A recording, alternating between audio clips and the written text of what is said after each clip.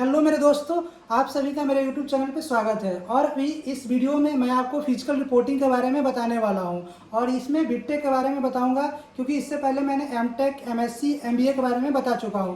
तो अभी बीटेक के जितने भी स्टूडेंट्स हैं वो अगर इस वीडियो को देख रहे हैं फिजिकल रिपोर्टिंग से पहले, तो बहुत ही बेनिफिट होने वाला है।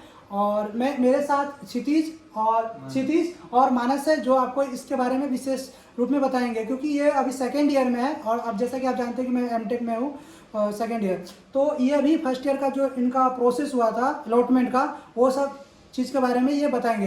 तभी मैं पहले बता देता हूँ कि इस वीडियो में आपको मैं क्या क्या बताने वाला हूँ। जैसे आप फिजिकल रिपोर्टिंग के लिए आ रहे हैं तो आपको कौन कौन सा जो सर्टिफिकेट है उसको आपको ज़रूरत पड़ेगा। तो आपने लिस्ट को मैं अभी डिस्प्ले पे कर दे रहा हूँ, जैसे कि आप पहले भी पढ़े होंगे, क्योंकि एनआईटी सिलचर के पास एनआईटी सिलचर वेबसाइट पे जाएंगे तो वहाँ पे एक एडमिशन सेशन है। एडमिशन के अंदर जाएंगे तो एक एकेडमिक नोटिस है। एकेडमिक नोटिस में जाएंगे तो वहाँ पे बीटेक सेलेक्ट करना, फिर उसके बाद वो एकेडमिक नोटिस सेलेक्ट करना। वहाँ पे जाओगे तो 3 नोटिफिकेशन है जिसमें कि आपका दिया हुआ है, एक में फिजिकल रिपोर्टिंग का दिया हुआ है, फिर उसमें जो डॉक्यूमेंट लगेंगे वो है, और एक फ़ी पेमेंट के बारे में। वो 3 नोटिस को आप डाउनलोड कीजिए, फिर उसको पूरा रीड कीजिए, उसमें जो जो डॉक्यूमेंट्स है वो देखिए। तो एक एक करके मैं आपको बता दे रहा हूँ कि कहाँ कहाँ से आपको डाउट आ सकते हैं। पहला डाउट आपको आ सकता है क्योंकि जो ओबीसी का जो होता है नॉन क्रीमी लेयर, और इसमें मैंने एक फीस स्ट्रक्चर देखा। फीस स्ट्रक्चर में डिफरेंट टाइप के स्टूडेंट्स का कैटेगरी है। तो उस कैटेगरी में मैंने देखा कि किसी का फीस थोड़ा कम हो रहा है, तो उसके लिए कंडीशन है कि जो आप ऑफिशियल का जो सर्टिफिकेट डालेंगे उसमें 1 अप्रैल 2023 का बाद का होना चाहिए, जो कि आप लोग बनवा चुके होंगे। अगर नहीं बनवाए हैं तो जल्दी से बनवा लीजिए, ठीक। और दूसरा चीज़ है कि एक मेडिकल सर्टिफिकेट का बहुत लोगों को फॉर्मेट नहीं मिल रहा है। तो मेडिकल सर्टिफिकेट का जो फॉर्मेट है उसमें ही नीचे दिया हुआ है। अगर ठीक है वो नहीं मिल रहा है अगर, तो कोई दिक्कत नहीं, आप यहाँ पे आके भी बनवा सकते हैं। अगर बनवा लिए हैं तो कोई बात नहीं। और एक एंटी रैंकिंग का है। तो बहुत सारे लोग कमेंट कर रहे हैं कि मुझे एंटी रैंकिंग का फॉर्मेट नहीं मिल रहा है। तो उसके फॉर्मेट के लिए वहाँ पे एक वेबसाइट लिखा हुआ है, नीचे में जब देखेंगे ना तो एक वेबसाइट लिखा हुआ है, उसको क्लिक करने पर नहीं होगा, उसको आपको टाइप करना पड़ेगा, ठीक। तो उसको आप टाइप करके और अपने घर से जहाँ से भी है वो बनवा लीजिए। नहीं बनवाए हैं तो कॉलेज में आके आप 300-400 रुपये में बन जाता है, उसके लिए कोई टेंशन नहीं है। फिर अभी और बात कर रहा हूँ कि आपका फिजिकल रिपोर्टिंग होगा किस बिल्डिंग में, तो वो अभी क्षितिज बताएंगे कि फिजिकल रिपोर्टिंग आपको किस बिल्डिंग में होगा। आप बताओ क्षितिज कि तुम्हारा फिजिकल रिपोर्टिंग किस बिल्डिंग में हुआ था। और इसका जो टाइमिंग है उसमें डिसाइडेड है, क्योंकि सिविल मैकेनिकल का 17 को है, और सीएससी का और एक और का जो 19 को है, और इंस्ट्रूमेंट का है, हाँ इलेक्ट्रिकल और इसी का जो 18 का है वो अभी उसमें डिस्प्ले हो जाएगा। और जानते भी होंगे आप, क्योंकि आपको पढ़ा होगा। तो बताओ क्षितिज की फिजिकल रिपोर्टिंग कहाँ पे हुआ था तुम्हारा।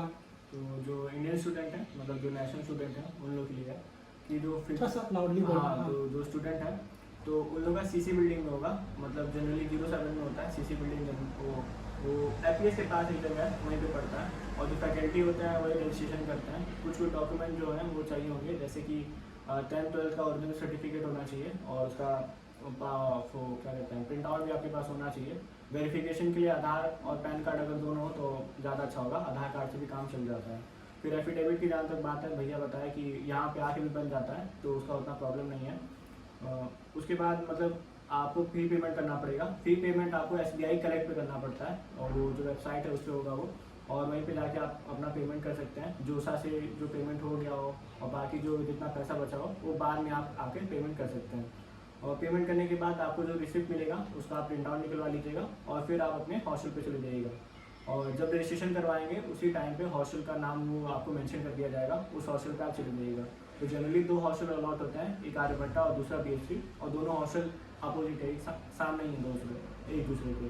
तो जिनका रैंक जनरली 1 लाख से नीचे होता है, 1 लाख से नीचे होता है, उन लोगों को आर्यभट्टा अलॉट होता है, और जिनका 1 लाख से ऊपर होता है उन लोगों को BSc अलॉट होता है। तो आर्यभट्टा हॉस्टल में जाना है, फिर आपका वार्डन रूम होगा, आप लोग वहाँ चले जाइएगा।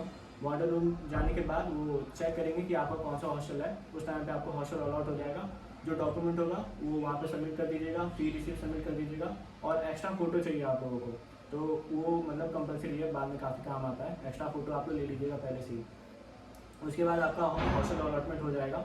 फिर आपको आपके पार्टनर मिल जाएंगे। मतलब जनरली आर्यभट्टा में 2 लोग रहते हैं, और BSc में ट्रिपल शेयरिंग होता है। आर्यभट्टा में भी ट्रिपल शेयरिंग होता है, मतलब लेकिन जनरली 2 ही होते हैं। तो हॉस्टल अलॉटमेंट के बाद आपका जितना भी सामान होगा, जैसे कि बेडशीट हो गया, रहने रहने का सामान, बाल्टी बकेट जो भी है, वो सब आप ले लीजिएगा और अपने पेरेंट्स के साथ आप रह सकते हैं आर्यभट्टा हॉस्टल में उस दिन और 3-4 दिन के आगे। उसके बाद मतलब पेरेंट्स अलाउड नहीं है, और चाहे तो आप उसी दिन से मतलब हॉस्टल में रहना कंटिन्यू कर सकते हैं, या आप चाहे तो अपना वहाँ पे लॉक वॉक लगा के बाहर भी रह सकते हैं, कोई दिक्कत नहीं है। तो इतना ही प्रोसीजर होता है हॉस्टल अलॉटमेंट। उसके बाद 3-4 दिन के बाद आपका कॉलेज स्टार्ट हो जाएगा, इंटरेक्शन होगा, फिर एकदम सही है। अच्छा क्षितिज, गर्ल्स लोग के बारे में अगर बात करें तो तुमको कुछ पता है कि क्लास के तुम्हारे जो लड़कियां हैं उनको कौन सा हॉस्टल अलाउड हुआ? तो जो गर्ल्स हैं उन लोगों को GS3 अलॉट होता है। तो GS3 का भी सेम जैसा आर्यभट्टा का प्रोसीजर है वैसा सेम GS3 का प्रोसीजर है। GS3 जाना होगा, उसके बाद वार्डन से मतलब करना पड़ेगा, उतना आइडिया मतलब मेरे को नहीं है, लेकिन सारा काम GS3 में हो जाता है। उन लोगों को GS3 अलॉट होगा, फर्स्ट ईयर के जो स्टूडेंट हैं उन लोगों को गर्ल्स में। अच्छा, अभी मानस से बात करेंगे। जो स्टूडेंट्स इंटरनेशनल हैं, जो कि बांग्लादेश, नेपाल या और कंट्री के हैं, तो उनका क्या प्रोसीड्यूर है, उनको हॉस्टल कैसे अलाउड होता है, और फिजिकल रिपोर्टिंग में उनके लिए कौन सा एक्स्ट्रा डॉक्यूमेंट लगता है, तो उसके बारे में मानस अभी हमको बताएंगे। कि चलिए मानस जी, आप ये बताइए कि आपका फिजिकल रिपोर्टिंग किस बिल्डिंग में हुआ था, शुरू कैसे हुआ था, वो बताइए। मेरा फिजिकल रिपोर्टिंग हुआ था एडमिनिस्ट्रेशन बिल्डिंग में, और फिर मैं गया था 3rd फ्लोर में, और उधर मेरे को सबमिट करना पड़ा था मेरा कॉलेज अलॉटमेंट लेटर, उसके बाद माइग्रेशन सर्टिफिकेट, 10th और 12th का certificate, exam certificates, board certificates, और फिर बर्थ सर्टिफिकेट लगा था मेरे को। और अगर आप नेपाल से हैं तो आपको सिर्फ पासपोर्ट लगेगा, और अगर आप हैं बांग्लादेश से तो आपको बोथ पासपोर्ट और वीज़ा दोनों लगेगा। और रही हॉस्टल अलॉटमेंट की बात, तो आप BHM सेक्शन में जाकर उनको पूछ सकते हैं कि इंटरनेशनल स्टूडेंट्स के लिए कौन सा हॉस्टल अलॉट होता है। सो जनरली आपको अलॉट होगा या तो 9C या तो 9B, depends on the capacity. और आप कांटेक्ट कर सकते हैं इधर गोपाल चक्रवर्ती को, जो 9B के सुपरवाइज़र है। फिर आप हॉस्टल का फ़ी पेमेंट कर सकते हैं या तो SBI कलेक्ट में, या तो इधर SBI बैंक भी है, वहाँ से आप डायरेक्टली कर सकते हैं। फिर फ़ी का रिसिप्ट आप दे सकते हैं सुपरवाइज़र को, और एक हॉस्टल फॉर्म भरकर आपको हॉस्टल रूम अलॉट हो जाएगा। आप जिस दिन आए हैं, जिस दिन आपने हॉस्टल का फॉर्म भरा है, आप उस दिन से ही रह सकते हैं इधर। और उतना अगर बात हुई पेरेंट्स की, तो पेरेंट्स भी इधर रह सकते हैं, और वो गेस्ट हाउस में भी रह सकते हैं। अच्छा, ये ठीक है, और इतना जानकारी मिला। और आपको मैं बता दूं कि अगर किसी प्रकार का आपको कोई डाउट है तो मैं अपना नंबर उस पर व्हाट्सएप नंबर में दे रहा हूँ। कॉलिंग नंबर मैं जनरली शेयर नहीं करता, क्योंकि बहुत सारे स्टूडेंट्स जब एक साथ कॉल करते हैं, मैं केबिन में रहता हूँ सर के साथ, तो उस समय मैं डिस्टर्ब हो जाता हूँ, इसलिए मैं अपना व्हाट्सएप नंबर दे रहा हूँ। आप कुछ भी डाउट है तो आप इसके रिगार्डिंग हमसे पूछ सकते हैं। मुझे जब टाइम मिलेगा मैं जल्दी से जल्दी कोशिश करूँगा कि आपका डाउट सॉर्ट आउट हो जाए। और क्लास कब से स्टार्ट होगा, इसके बारे में कुछ है आइडिया, नोटिस आया क्या कुछ? क्लास वो आपको वेबसाइट पे मिल जाएगा, जो अच्छा हाँ, जो क्लास आपका एकेडमिक कैलेंडर, हाँ एकेडमिक कैलेंडर, हाँ वहीं पे है एकेडमिक कैलेंडर। आप देखेंगे तो आपका जो क्लास स्टार्ट हो रहा है वो आपको वहाँ पे पता चल जाएगा। और ठीक है, अगर कोई आपको डाउट होता है तो वो आप कमेंट में पूछ सकते हैं। और कुछ शेयर करना है कुछ? और एक और चीज़, मतलब वो एक दिक्कत होता है कि पेमेंट सर्टिफिकेट क्या है, मतलब पेमेंट का। तो जो प्रोफेशनल लेटर होता है, provisional admission letter, seat allotment letter होता है, वही आपका पेमेंट वो है, पेमेंट डिटेल उसी में होता है। जोसा के अलावा और जो आप करेंगे वो उसी के अंदर इंक्लूड होता है। ये भी एक पॉइंट है, मतलब लोगों को सोचते हैं कि पेमेंट बिल कौन सा। अच्छा, पेमेंट स्लिप कौन सा होता है? अगर आपको परेशानी हो रहा है तो आप जो अलॉटमेंट लेटर के समय जो दिए थे, हाँ तो वो वाला पेमेंट स्लिप है आपका पेमेंट स्लिप है।